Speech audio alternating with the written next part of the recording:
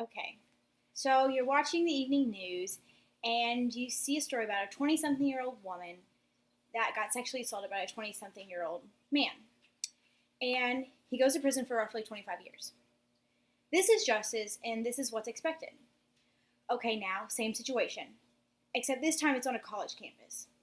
The College Judicial Review Panel decides that the boy deserves to have his degree held for a year. How is that justice? Let me throw out some statistics for you from the National Sexual Violence Resource Center. 1 in 5 women are sexually assaulted while in college. More than 90% of sexual assault victims on college campuses do not report the assaults. And 63% of men who self-reported acts that qualify as rape or attempted rape admit to committing repeated rapes. Would you want to send your kid away to college with those odds? The reason that these statistics are so high is because colleges are not adequately handling sexual assault cases. Women do not want to report their assaults because colleges give perpetrators a slap on the wrist, and then these people continue to commit similar crimes. Criminal courts need to take over the prosecution of these crimes. These are not cases of misconduct, as colleges would label them. They are crimes. I'm going to tell you about the problems with college judicial systems, the causes and purposes, solutions. I want to point out the injustices of the system and convince you that colleges are not equipped to handle these cases. They belong to criminal courts. The first problem I want to address is that colleges and universities are handing out minor penalties for students found guilty of sexual assault. Instead of passing these assault allegations onto criminal courts, college conduct boards resolve matters in private. In one case at Indiana University, a woman reported a rape to IU police, and then the IU disciplinary panel.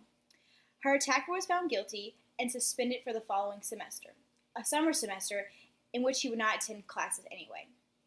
This is not exclusively at IU either. Colleges all over take a non-expulsion approach to see this as a teaching moment to rehabilitate offenders. According to David Lissack, a former clinical psychologist who now consults colleges on sexual assault, rapists on college campuses are repeat offenders.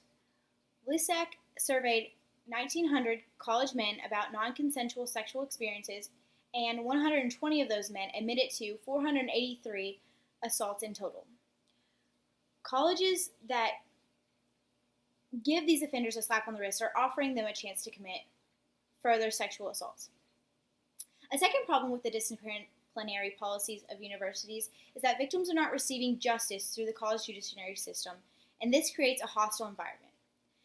Victims suffer when the rapists receive minor punishments, not the assailants. They suffer from depressions and feelings of insecurity. The National Sexual Violence Resource Center reported in 2015 that 81% of women report significant short-term or long-term impacts such as post-traumatic stress disorder after a rape has occurred. Victims argue that anything less than expulsion violates the Title IX federal law banning sexual discrimination in education. Under this law, schools must meet these requirements if sexual harassment has occurred in the hostile environment, prevent a future occurrence, and restore victims' lives. If college judicial boards are neglecting to provide ample punishment to offenders, then criminal procedures should follow. Why should a victim have to continuously see her rapist on campus? I'm now going to tell you what causes these problems and what can these problems cause. Typically, these cases do not warrant criminal investigations because colleges want to keep up appearances. Colleges choose to handle issues internally as to not draw attention to the acts that take place on the campus. It's bad for business, and that's exactly what a college is, a business. They need to attract students, but negative headlines would deter parents from wanting to send their children to these universities. Victims see no results from their reports, so women do not have faith in the college conduct boards, and rape goes unreported most of the time. This is why women are scared. And when rape goes unreported, it leaves rapists with more opportunities. Women need to be able to trust that their universities have their best interests in hand, not their own. The solutions to these problems seem to be a no-brainer. Colleges need to inflict harsher punishments for those that are found guilty of sexual offenses or allow criminal courts to take over college rape cases. It's really that simple. Students found guilty of sexual assault deserve more than temporary suspension. These students are predators and are likely to commit a similar crime when given the opportunity to return to the environment. College is supposed to prepare us for the real world, but they treat offenders like misbehaved children needing a timeout.